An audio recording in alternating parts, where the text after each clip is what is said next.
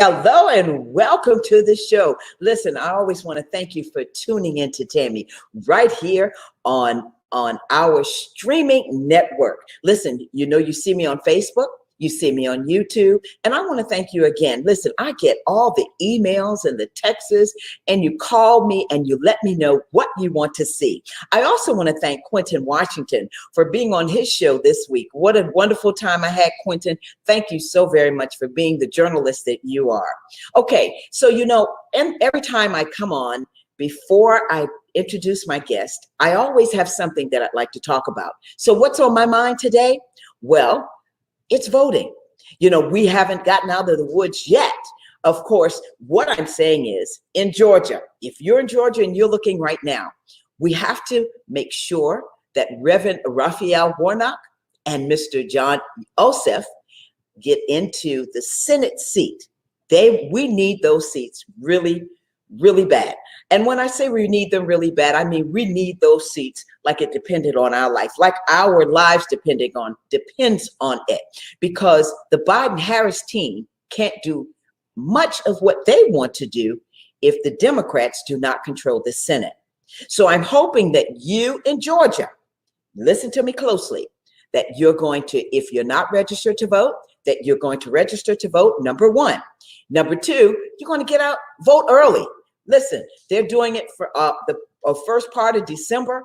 Get out there and vote. And then, of course, if you can't do early voting, then there's January the 5th. So I hope that you do that for me. So that's what's on my mind. I mean, I want to make sure that we have control of that Senate and we get some of the things done that we need to get done in America today. Make America, as I said, we're going to make it great again. All right. So the other thing that's on my mind is coronavirus. I've been talking about it. I'm a microbiologist starting out. So what I want to say to you is please wear your mask, social distance, wash your hands. But now we're coming up on the holiday season. And since we're at the holiday time, it's time for you to get tested.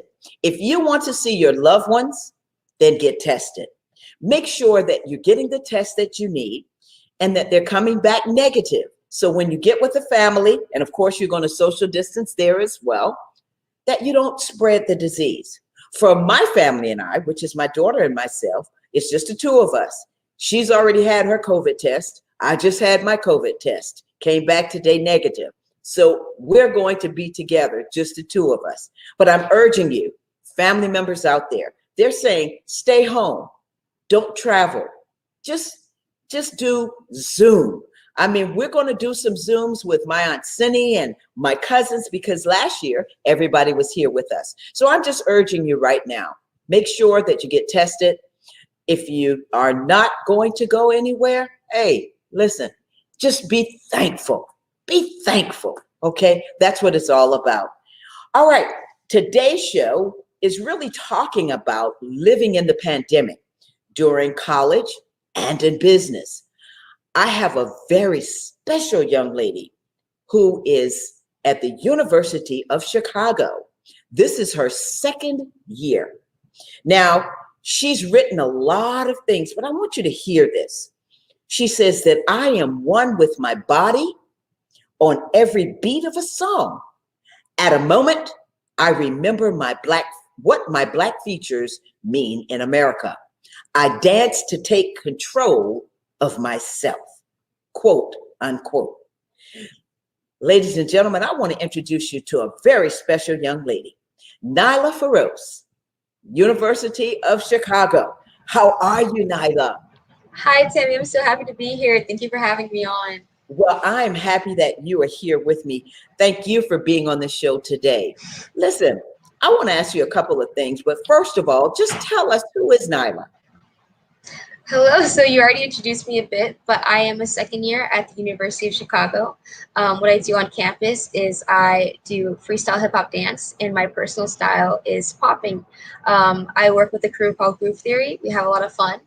And when I'm not dancing, my major is a cinema and media studies major. So I have a lot of fun with creative aspects of life, and it's been great so far.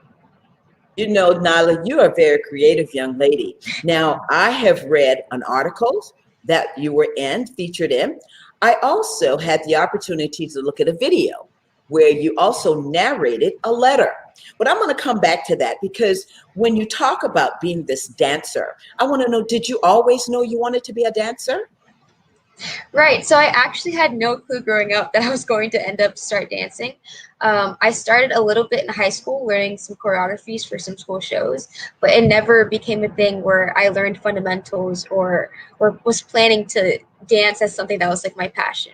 Upon entering college, however, I started to go to some workshops run by the crew I'm currently in, Groove Theory, and the community was so welcoming and the style was so much fun that it just became a huge part of my life that I can't go back on. Well, listen, we're talking about hip hop now. So I know you had to do a lot of research with hip hop and popping and, you know, see, I could do a little bit of it. And so I know they laughing at me, but you know, that's fun. That's fun. So one thing that I wanted you to talk about coming on the show was talk about being a college student during the pandemic. What's that like for you now? Because you're on the campus, correct? Yes, I'm on campus right now. And what is it So like? yeah, so it's been very interesting to say the least. My school has adopted a half remote, half in-person setting. Personally, I didn't feel comfortable taking all in-person classes, so luckily I had the option to do online.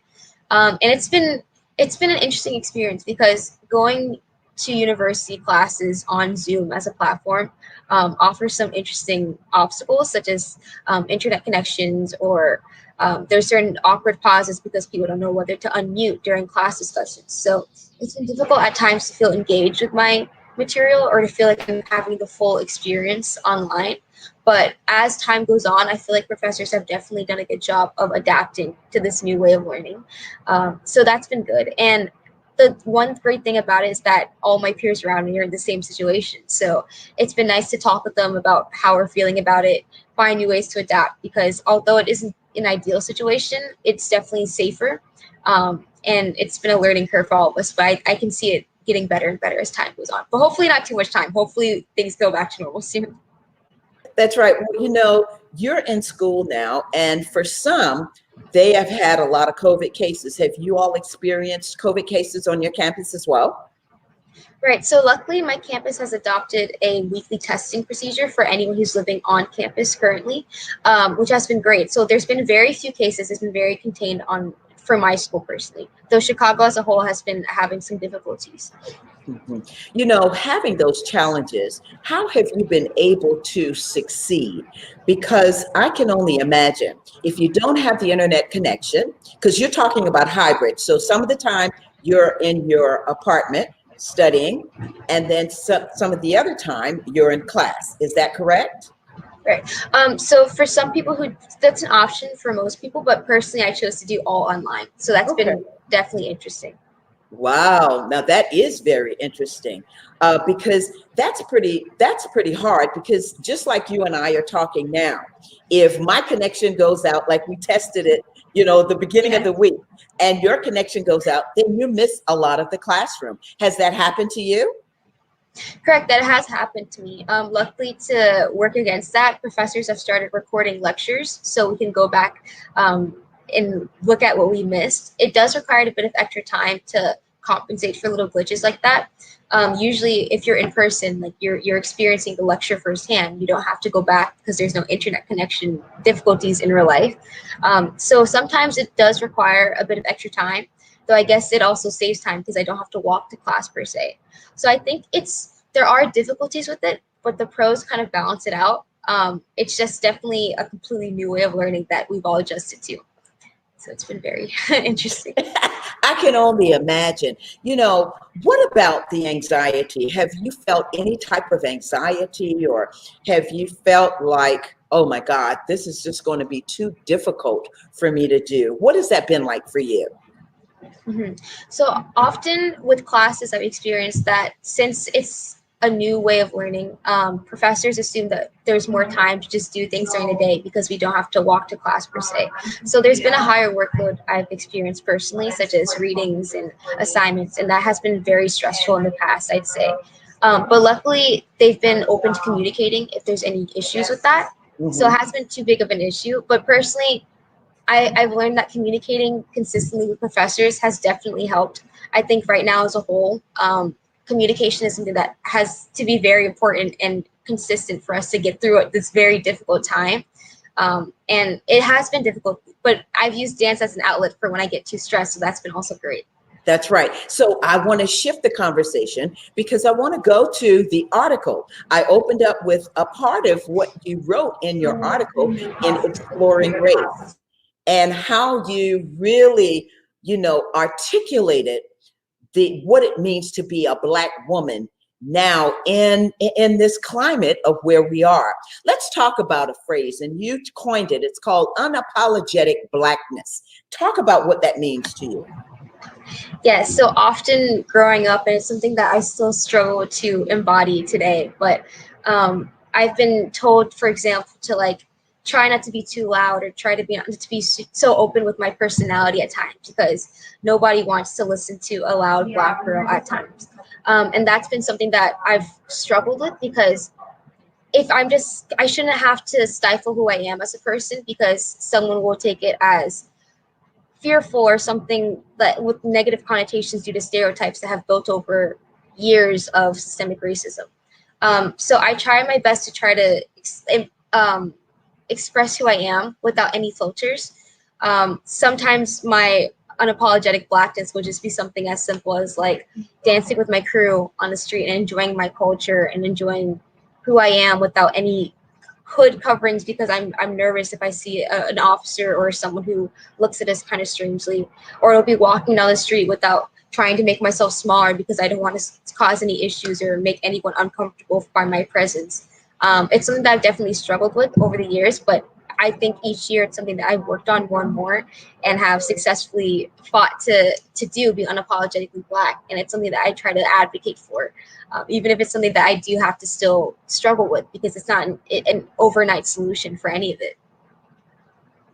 That's right. And being a young person, being a college student that you are, I can only imagine walking down the street, especially if you're with your dance crew. And we know hip hop has always had a connotation, not for us, for other folks that don't understand it. And your article was called "Freestyle is not a cure, but it's a good place to start." So that freestyle that you talk about is like that popping that you do and that pop locking that you do and all of that. So when you are doing that, you said that normalcy in life is dance for you. So is that where your normalcy, that's where you find your normalcy for right now? I would say so, yes. I feel every week it's a place that I can come back to, and regardless of what's happened that week in the world or in my personal life, it's something that I have full control of. I control my body, I control what I do, I control what I hear, I control just everything about the experience. And it's something that has been consistently positive for me. Even when things are not so great during the world or in my personal life, I've consistently turned to dance to try to be a stress relief for that. And it's been extremely helpful so far, especially with my crew when I get to engage with people with this common interest and passion, which has been completely wonderful. How exciting is that to really see be with your peers and feel free and not have to worry about police coming up and stopping you all. I mean, because that is a fear. That is something that can happen. And what is that? Got you. And what is that's been happening with you? I mean, you talk about the fear, but actually, when you see an officer, being a college student, you see an officer, what's your first reaction? My first reaction is to try to make myself smaller and look down because I'm worried they'll think I'm up to something bad. Even if I'm often just trying to go to get my groceries or something. I try to compress my presence. I try to not make eye contact. I try to do whatever I can to show them that I am not a threat. And I am consistently not a threat. I shouldn't have to live like that. But there have been multiple experiences just from friends that I've had who've just had bad encounters with cops because they looked at them funny. There's countless stories on the news of of instances where things have gone wrong. Even when I was, say, like 13 years old, like going to a concert with my friends, like when the cops were trying to push us past a certain barrier to make sure that we wouldn't get like too much of a crowd, the cop grabbed me, not my white friend I was with or any of the white surrounding children who were 13-year-olds in the area. My experiences and my habits of responses are shaped by my experience and the experiences around me. So it's something that I try to work on while also being knowledgeable of the reality of how my experience encountering a cop or walking past a cop will be very different to my white counterparts. So when you are with your white counterparts, your white friends, and you're having a conversation, how do you even begin the conversation? And what was it like after George Floyd for you? After George Floyd, during my friend groups, actually, we had a lot of difficult conversations about how we were feeling, what that meant to us. Myself and my Black friends it was a time of a lot of, honestly, we feeling very anxious and very scared about the current state of the world, the past state of the world, the future state of the world. And it was very traumatizing, to be honest, to see so many instances of Black people being unjustly murdered and seeing people's responses to it, the belittling of it. It sparked some really important conversations of microaggressions or uncomfortable situations in personal friend groups that were always swept over, because it was a time where, with coronavirus, I wasn't going to hang out with people. There were no distractions of in-person classes. It was a time where this was a matter that had the time to be given the attention it deserves. And often the conversations were very uncomfortable. I did lose some connections with people because of it. But it definitely also came out of it a lot of growth and a lot of understanding between my friends about the differences of our circumstances and our life experiences, which was very enlightening for all of us involved. Wow. And talking about that, because there's a twin pandemic.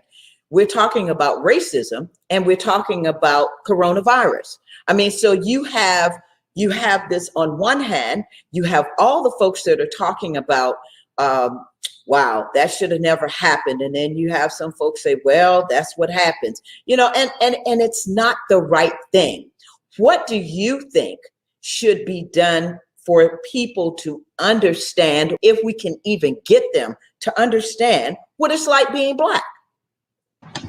I think the first place is sharing experiences or specific experiences that should seem a certain way, such as walking down the street when you pass a cop, and relaying how that is different when you're a Black person in America. I think by sharing these stories and these experiences and opening up emotionally about them, I think that's a good way to start, especially in finding understanding within your personal friend groups, especially since it's more personal between that person. They'll understand, oh, my friend, when we're walking down the street together, will have an immediately different experience. But I also think primarily it's important for people who don't understand to do that research, because it is very difficult emotionally and mentally for Black people to have to carry the weight of educating everyone else and bringing everyone else on the same page of where they are in terms of their trauma and their experience. It's not easy to talk about. So I think if other people try to take the time to look into it, even watching the news, there's so many terrible, tragic instances that can begin to help them understand. Just any sharing of information, any research is extremely helpful and can go a long way. And that's what I've been trying to do personally, just posting whatever I can on my Instagram, because I know that's a way that people will see it, or having conversations with my friends. Just open communication is very important during this time. It can go a long way. We need to have you up in the White House. we need to make sure that you get up in the White House. Producers clapping her hands. I'm telling you. I mean, because what you're saying is what we need to hear. There have been so many conversations, and I've been in some of those conversations. And yes, they are difficult. They're very difficult. But it's not our job to teach people about our history. But it's hard when people don't understand, Nyla, that this history did happen, because you still have some people who think that none of this happened, that there were not enslaved Africans. I'm from Charleston, South Carolina, and historic place, know about it, lived it. even growing up, being the first of one of the first 5 Blacks to go to an all-white school. Okay, so I mean, lived it. We know it, and so it's very hard. And so I'm glad to hear from you as a young person to tell us exactly what's on your mind and what you're thinking, because now we need to listen to you to move forward. One of the other things, though, I want to go back to your dancing, because some folks are having a very difficult time. And I know some of your friends may be having difficult times, but you have dance. So how do you use that dance to help you as well as your friends in your circle to kind of move through this? I mean, it's like you said, this is something that we've never seen before. So how do you use that? Right. Currently with group theory, what we do is each week we have normal practices where we'll go on to Zoom and we'll try to learn different foundational dances such as popping, which is my style, but there's also house, there's locking, there's whacking. There's so many different styles to learn from each other. And we just try to come together as a community. I feel like with freestyle hip hop dance, the primary driver of it, the primary thing that drew me in is the community, is the sense of camaraderie that you feel with each other. So I feel like during difficult times, they're always a place that I can come back to. And even if I can't reach out to them, what they've taught me, what we've taught each other is a place to come back to. I can dance alone in my room when I'm feeling sad. I can dance outside on my balcony when I'm having a particularly rough day.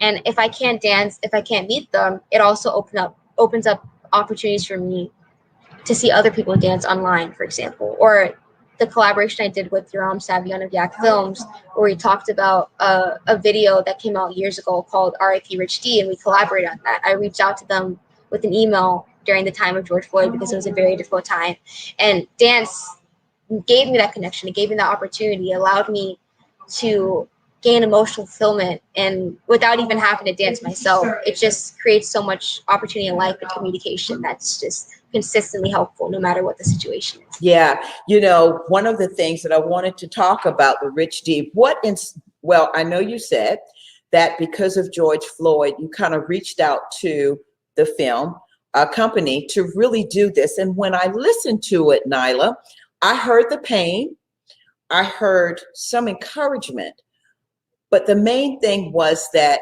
you just enjoyed watching those guys dance.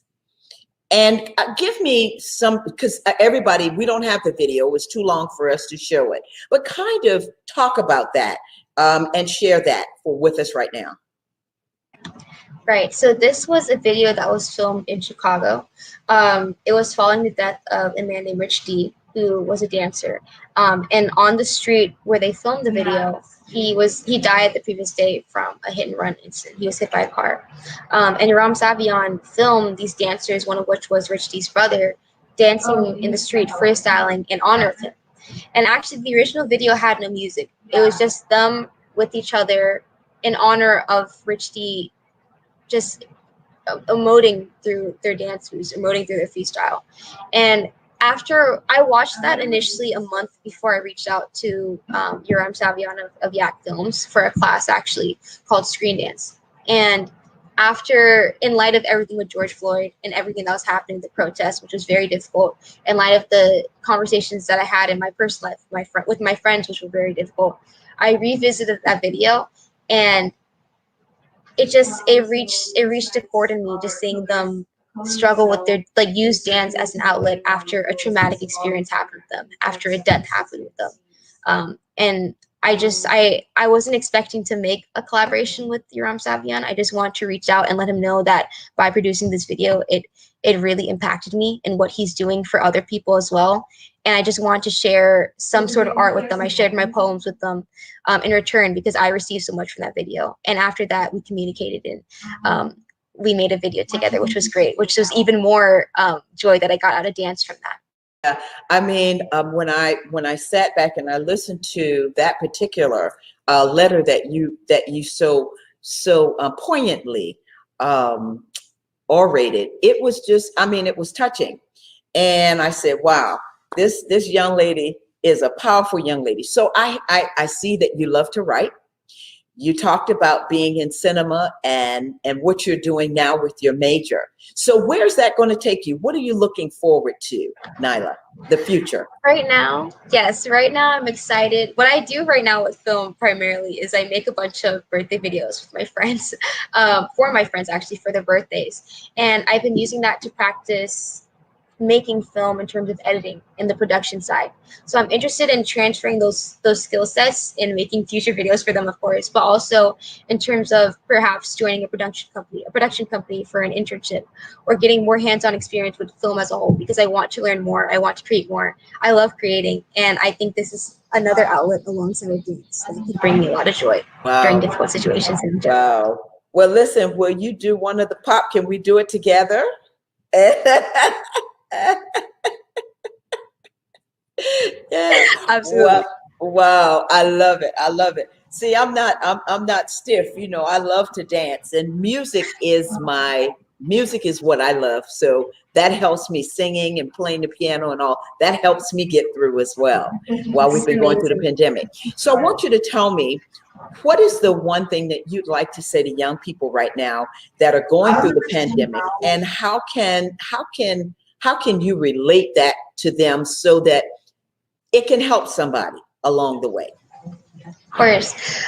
So right now is a very difficult time. I know life seems completely different from how it was before, but I think an important note about it is to appreciate all that we have, that we still have, in terms of the relationships that we have, the experiences that we're able to have. Because this pandemic could have happened ages ago when we didn't have technology, when we'd be completely isolated, or else we'd be risking our lives. But right now we're able to find other ways to connect. Like right now we're on a virtual show.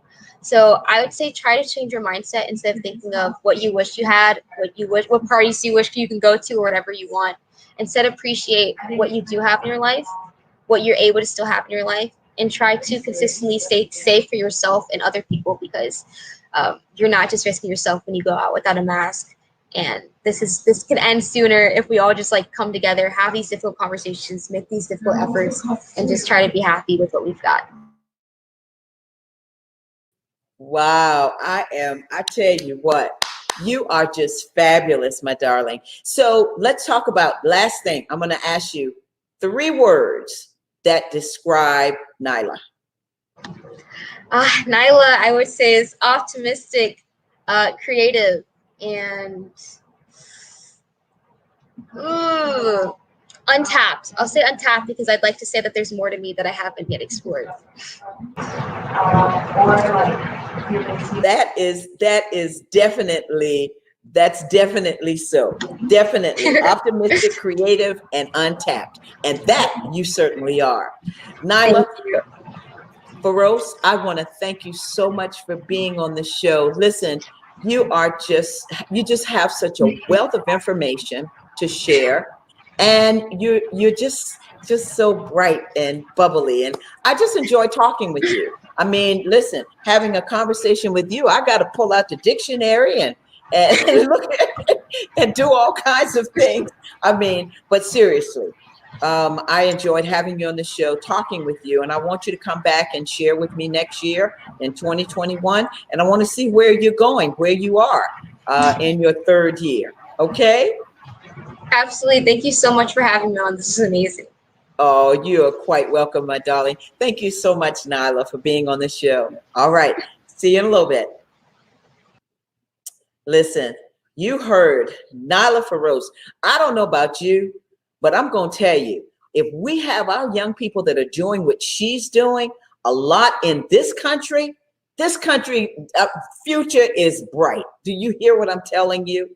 So listen to what she's telling you. And we've got to keep it moving. Communication. We've got to communicate. Love it, Nyla. Thank you so much. Well, we're going to get ready for the next guest. And I'm going to bring out someone very special to me. And she's going to introduce someone who's very special to both of us. So introducing to you, Miss Alicia. Come on out. Hey, sis, how are you? Fine, sis. How are you? Good, good, good. Thank you for the honor to introduce our next guest. And I'm going to take you on out and introduce Yes, ma'am. Bye. someone very special. Hey, everybody. My name is Alicia Simmons. I am the producer of The Tammy Show. It is a great honor that I introduce a very dear friend. We've been friends for over 40 years, guys. Can you believe it? 40 years. And even losing contact with each other and once getting back in contact with each other, we never stopped to beat. We're each other's sisters. I thought I was Spanish for a very long period of my life until my father had to tell me who I really was. But I've learned a lot of Spanish curse words from this young lady. I learned how to eat lots of Spanish food from this lady. And most of all, I learned what a true sister is. And again, as you know, Tammy and I are sisters, Elvia and I are sisters, and just to have that bond in itself. And again, I want to thank Nyla. Her mother's out there listening, Lysandra. Hey, lady, miss you. But again, that's called sisterhood. And we will have another show about what sisterhood is. Sometimes it's not always blood. And Nyla, I did not put up your picture of your sister. And Tammy, if you don't mind, I'm just going to take a moment just to put up other nieces, I would say. So proud to put up Nyla. Now I'm going to bring you back on real quick Hello. so I can pull up your sister. We got to give her a shout out. And there she is. And Yes, tell it's us my about sister your sister. Hopkins. She's amazing. Yeah, Yes, so yeah. Hoppy is a third year at the college, and she's amazing. She made this experience being here so much easier. It's so like amazing to rely on her whenever I need to. I slept at her apartment last night. She's the best sister I could ask for. Thanks. So you see, ladies and gentlemen, she has her blood sister. But again, I don't have any sisters. But I have two beautiful sisters, Tammy and Elvia. Elvia Augusto. As you see, I still have that accent, all right? So we're from the Bronx, and I just want to bring her on in and say hello to my sister Elvia. Hey, how are you? Unmute yourself. So she's not tech savvy. So we're going to help her with this. So unmute yourself. There you go, my love. How are Okay. you? I'm good. How are you? It's cold here. It's Good. freezing. Oh, it's not. I mean, it's cold here in South Carolina, but not as cold. But I'm going to stop talking to you because you and I talk forever. But I want everyone to just hear the great things that you're doing, and I'm so proud of you. And thank you for being on the Tammy Show. All right, let's bring Tammy on in. Take me out. All right, All look at all. right. Hey, All girl. right, my sisters. All right. Thank you so much. Hey, How you hola. doing? Hola. ¿Cómo está? Muy bien, gracias. Sí. Sí. Listen, Elvia, wow. Thank you so much for being on the show, my sister. Alicia, what a wonderful introduction talking about friendship, and Nyla being able to see the picture of her sister and all of that. Elvia, I want you to come on the show because you are a businesswoman. We're Yes, going to I talk about am. friendships coming up soon, but you're a businesswoman. Let's talk about Elvia. Yes. How did you get into, or what inspired you to start Mr. Braun? So many things. First of all, I'm an animal lover. I love dogs. If I can have hundreds and hundreds of them, I would, but I can't. So basically I've always liked creating, designing. And so one day I go into Petco to get Braun a collar, and I said, wait a minute, this is boring. And then it hit me, why not create design collars for dogs that are couture, that represent their fur parents, that's different. And that's how it started, really. So I kind of fell into it, which was great. And it's just been, an up and down, a roller coaster, but it's never a dull moment. Wow. Elvia, one of the things that I love about you is that you have always been a woman who has taken the initiative to really just do things and start things. And because, you're also an interior designer. Yes. Remember when I was doing my other home, out in the country, and you said, okay, put this over there, do this, and you sent me all those pictures. I remember that, and I love that so much, and that's been years ago. Yes. And so now you've evolved. And Yes. so let's talk about this, because Mr. Braun, you've been doing this, the dog collars, which are designer collars, and then the pandemic hit. You took a shift. Talk I about that. did. I did. First of all, I don't think anyone thought that it was going to end up this way, that it was going to be so lengthy. Honestly, we thought it was 6 weeks, no problem. Let's get back to life. No. So I kind of got stuck because it was scary. It's like, okay, there's a pandemic. This is real.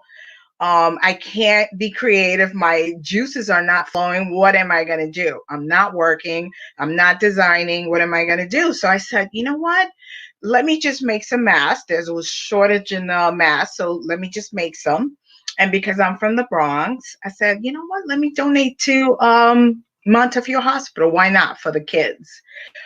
So one thing led to another, and honestly, I think I've made thousands and thousands of masks, which was okay because I was so nervous. And I said, where am I going to get the fabric from? I said, the collars. Why not?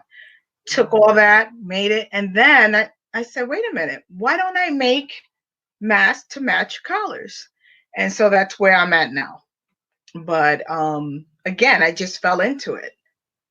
Well, and you know, that's one of the things that I love about you and about a lot of our African American business owners. We have learned to shift.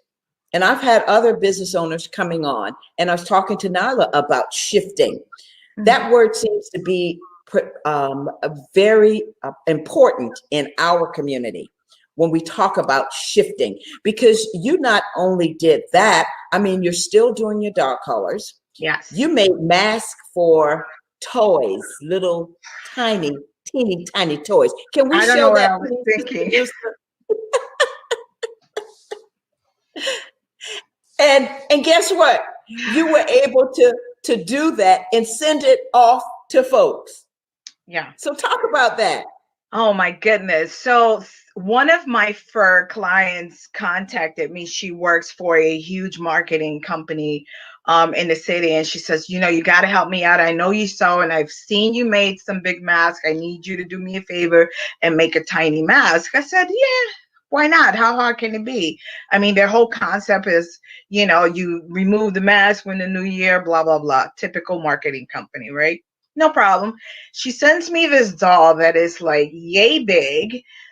So I said, what am I going to do? Hey, I'm Mr. Braun, so we're going to make it happen. So I designed it as tiny as I can. These masks were 1.5 by 2 inches. You can imagine. And there were 1,000 of them. By the time I finished the last one, I was nauseous. I had a headache. You name it. But I did it. Why not? You know? That's you. That's you, Elvia. That is you. It was a big challenge, but I did it. No one else wanted to do it. And I said, I'm going to do it. Then I said, what was I thinking? What was I thinking? Right. Well, now, as you're doing this, what is it like for you to be able to see your creations come to fruition? Because a lot of times, and being able to sell them. Oh my God. First of all, with the tiny mask, this was someone else's vision. It wasn't mine. So seeing him happy and being able to design it and execute was like, wow. It is like the biggest high there is. And it just keeps flowing. I mean, a collar is not just a collar. There's a lot that goes into it. Now I'm doing embroidery, so I am actually designing the collar from start to finish, you know. It just goes on and on. It just keeps evolving. It may seem difficult, but for me it's more of a design challenge, and I love designing and creating, so it just keeps me alive, and I love doing it. And where do you get the ideas from? I want to see, I want us to show the mask. If we can show, I mean, show the collar. If we Sure. can show the collar, where do you get the ideas from? You're not going to believe it. It just pops in my head. And I just stare into space and they're like, uh-oh, she's thinking about a design. Uh-oh. And I said, I wonder if I could do this way. It just pops in my mind. It's not something that I'm like, oh, I would like to do this. Just randomly, it'll come into my head. And then I kind of like draw it out. I'll design it on the computer and then just throw it on the collar. 9 out of 10 times, it's perfection.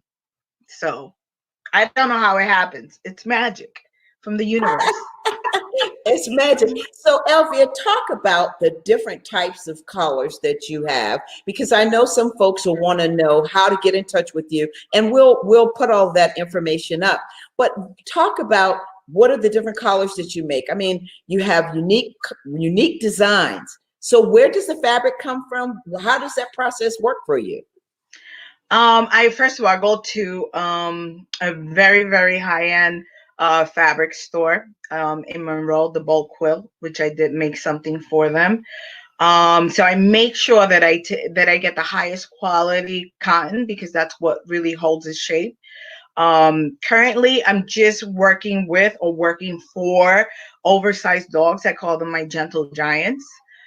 So I make quick release collars for them, martingale collars, which is the best collar, kind of like to have more control, and just simple collars, but they're 2 inches wide, and the largest one I've made is 36 inches. So these are like little cows, and it's not fair to them because there really isn't much of designs for them. So I said, why not? And it's been successful. Most of my fur clients are from Canada. I've had a few from Europe, so it's going well. So that's great to hear. During the pandemic, you are still doing and being successful. So have Yeah. you had any challenges? So I guess my question for you is, have you had any challenges with your business during the pandemic at all?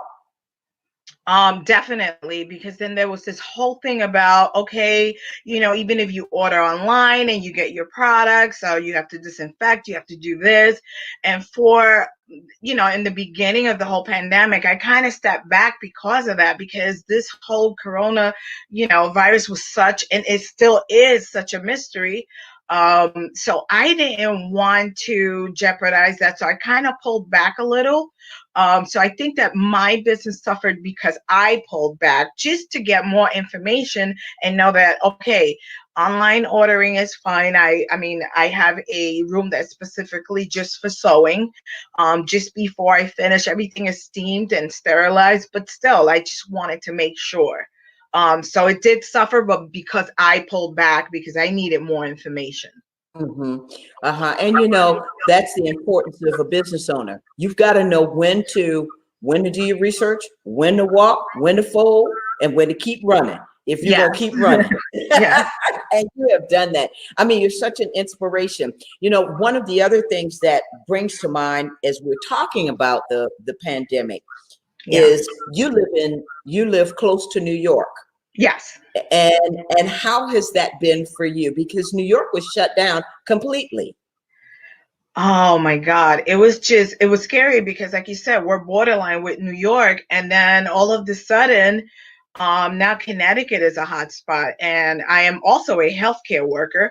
So it was just so many emotions going through my head. Like, everyone's saying that the end of the world is going to come. And I'm like, is this what they meant when they said the end of the world is going to come? Very, very scary. It was very eerie. No one in the street, like, I just can't explain it, but I knew once it hit New York, it was only a matter of time before it flowed onto us, because we're borderline. And sure enough, even till this day now, we're again taking more precautions. I'm hoping that there is no shutdown. And just it's awful. It's awful. Yeah, I can only imagine, because even here, being sheltered in place, I mean, you know, you're in your home, you're by yourself, or you're with your significant other, and that can really just be tight and can cause a lot of anxiety, as I talk with Nyla about it, Yeah. a lot of anxiety, a lot of depression, and those things come up. And so, just like you say, we are a people that that persevere, and so we know how to make the shift. We know how to make the changes. And I'm so grateful that you came on the show to really talk about your experiences Yeah. and being transparent about it, Oh, Elvia. definitely. And I think that the more that this whole pandemic, the information surfaced, I mean, every time you turn around, there was like, he said this or he said that, and it was always negative. I gotta say though that sewing saved my life, because that's all I wanted to do. Because when I'm sewing, I'm literally not thinking about anything. I'm in a happy place. So I was just sewing and sewing and sewing, and that's how I was able to sew all those masks, and just kept just sewing, and that was my escape, you know. You know, Elvia, I want to take this time to thank you for being the healthcare worker that you are, because you risk your life every day. I mean, Yes. when you go into the office, you're working with people, you know, and you have to touch people and all. And so I want to thank you for being the You're healthcare welcome. worker Thank that you. you are. Thank you. Yeah, thank you. You know, the last thing that I want to ask you about is about Mr. Braun. How do we get in touch with you? What do you want people to do? Girlfriend, MrBraun.com is where you find me. I'm also on Instagram. I'm on Facebook. It's just an online store. So if you, where is it? That's the one. MrBraun.com. You'll find me. And if you have any questions, send me a message.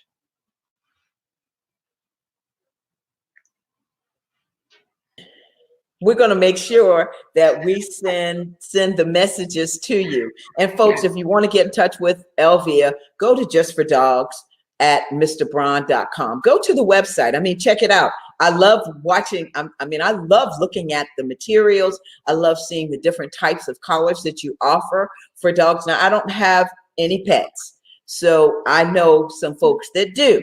So do you offer gift certificates with Mr. Braun? I do, and hopefully soon, the new year 2021, Mr. Braun is going to expand a little bit more. Anything that has to do with dogs, just because, I mean, you don't have to have a dog to be a dog lover, right? Maybe you want a wallet that has dog prints. Maybe you want a scarf, things like that. A bag, even a belt. Heck. So we want to offer that to those people that just don't have dogs but love dogs. So a lot of accessories are coming into Mr. Braun, to kind of like how can I put it? Kind of like to be able to have a wider broad of clients, I guess, right? Where are you? Yeah, yeah. You know, your span, your reach will Yeah. reach out to other clients. So Yeah. that's what I'm talking about, the versatility of what you do. Now, you lease collars, you have collars and masks, and so you lease those as well? If I what? Lease. Oh, the leash. I'm Oh, sorry. okay. I read it wrong. I'm like, honey, I New don't York. lease. You The gotta buy leash. it. Yeah, I was going to say, but the leash. So Yes, you the also do leash. the leash. Okay. Yeah. Different size leashes, but again, because that now Mr. Braun is going to be specifically for the gentle giants, we'll have maybe like 2 different types of leashes. There's so many out there, and I'm open to ideas. Like, I'll have clients call me and say, listen, I need you to custom make this for me, or if it has 3 handles or whatever it is, I do customize what they want. But you know, a leash is a leash at the end of the day, you know. Jennifer said that you also made a makeup bag. You make makeup bags? I do, and that's coming 2021. So we're doing this, we're expanding. We want to reach out to those people that don't have dogs but love dogs. Why not, right? Right, that's right. You got to keep things going. And Absolutely. Nilsa Ramirez. Yeah. Yes, I know who that is. Your daughter, of course. And yes, and she is just putting all kind of wonderful comments about what Oh, you all great. are doing. Oh yeah. Oh yes, yes. And she said yes. Okay. Yes, that's my job. Yes. Listen, you make dog beds as well. I have in the past. It's a little more involved because I do carpentry as well. I made a couple of beds. I was almost gonna introduce it. Thanks, Felicia. Love you too. I was gonna introduce it to the store, but it's a lot more involved. So, I have to step it back a little bit. But yeah, I've made dog beds. Noodles loves his bed. He's got a few. Well, that's the beauty of talking with you, Elvia. When I first met you and we all connected, and it's just like you opened up so much. So I want to ask you, what would you want to say to someone now who's thinking about going into business? What would you tell them? It's going to be scary because you hear all these, negative things. You lose a lot, or it is frustrating, but you gotta follow your heart. No matter how hard it seems, you just gotta keep going forward and keep going forward and it'll just blossom into something beautiful. You cannot, even if the fear is there, you have to push it aside. You got to keep going no matter what. No matter what. And Jennifer also said that everything is possible. And of course, we know that just listening to you and all that you've been doing in your life. As I said, you're an interior decorator. Now you're telling me that you know how to do crafts and make beds and all this kinds of stuff. And then of course now you make the mask and you have the dog collars. Yeah. Very creative, very versatile. And that's what's going to keep you going. Absolutely. It's never a dull moment in my life. That's right. So surviving, what would your final message be to tell someone who's in the pandemic now, who may not see a light at the end of the tunnel as far as their business is concerned? What would you want to say to them right now? Wow. First of all, take a step back and just dig deep inside of you. Each and every one of us have a gift, and no matter who you are, you have a gift. And just believe. It doesn't matter what it seems like. If your business is falling apart, just keep believing, keep moving forward. Figure out ways how to kind of like evolve into something else. Like me, okay, I sew, I design collars. Why not make masks? I never thought I was going to make masks. Like, that wasn't my thing, but it was part of surviving. So just dig deep and see what else can you do to keep moving forward. But don't look back and don't be sad. Just keep moving forward. Keep going forward. I love it. Elvia, while you're still on, I want to show some of the pictures. Sure. We have some beautiful pictures that you sent us. So can we see those, producer? What's this, Elvia? This is a oversized dog collar. These collars are 36 inches each, and they're custom made. Wow. So I said, bring it on. When I see that picture, it's kind of scary because it can wrap around someone's waist easily. And to think this is for a dog. You won't find that in a store. You won't. Mm-hmm. Custom made. That's what you are. Custom made. Okay, we've got another picture. Okay, and these are the masks. Yes. Those are the masks that I made, and most of that fabric came from, my college stash. This went to a vet hospital in New Hampshire. They were the first ones that I made I was going to say collars, mask for. So yeah, it was challenging. It was a bit of a lot of work because I've never done mask before. But it went to for a good cause. So wow. And then I know there's another picture.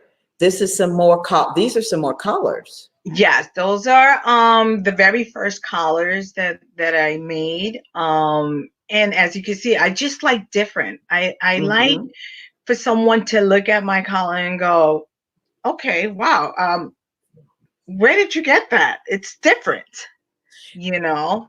So that was Yeah. fun too. And then there's another one. Now I love this. This is for the Children's Hospital, correct? Yes. And what I did was I made maybe like 100, 200 children masks. And from each fabric, I took a little piece and I said, why not deliver it making my own bag? So I made the bag from it. I stuffed all the masks and I took it to the hospital, and they were so happy. So happy. Wow. And it's part of, being creative and just do it. Wow. You know, and that's just one of the things. Look at you there. That's a beautiful gift. Yes, that was for the bulk quilt shop. That is my goal too. She is kind of like New York native, so she's got that flair that I like. So when I go there, she never disappoints. So I said, you know what? Why not make her a little gift so that she knows Mr. Braun loves her? And she was ecstatic. That is fabulous. Do that for her. Wow. Well, listen, Elvia, we're getting ready to go off the air, but there's one last thing that I want to ask you about, my darling. Okay. Give us 3 words that describe Elvia. Honey. Fabulous. Fearless. Oh, highly creative. All right. Listen, Elvia, thank you so much for being on the show. I love you for having me, and we definitely got to catch up when all this is over. We got to do a girls trip. Something. My sister. That's right. We got to do it. Listen, much to you with Mr. Braun. Good luck to you. God's blessings and speeds to you on Mr. Braun. And I love you and thank you. You'll be back on. Okay. Oh, definitely. Thank you so much, Tammy. Thank you. Wait for me in the green room. I'll be backstage in a little bit. All right. Listen, you heard it today. We've had 2 wonderful guests on, Nyla Feroz and, of course, Elvia Arguto of Mr. Braun. I mean, what could you ask for? The messages from this, keep it moving, keep the faith, be creative. Everything is possible. And one thing that I love with the both of them is that they give back. And the one word that came up in the 3 words that I asked them about was highly creative. That word creative. So folks, we've got to be creative as we move forward in this new normal that we're in. Keep the faith. Do all that you can do. Remember, everything is possible. And I'm a Christian, so I'm going to say it. With God, everything's impossible. You cannot fail. You cannot fail. Do you hear me? You cannot fail. So remember, I'm going to do it. Wear your mask. Wear your mask now. Come on. Make sure we do it. All my sorrows out there. And then, of course, I'll see you next week. I'm trying to put it on the right way so y'all can see it. All right? Wear your mask. Wash your hands. And next week, we won't have another show, folks. But it's Thanksgiving. So I want to tell you all, be thankful. Enjoy life. It's too short. Have a happy Thanksgiving. Be safe. I love you and take care of yourself. Until the next time. Bye-bye.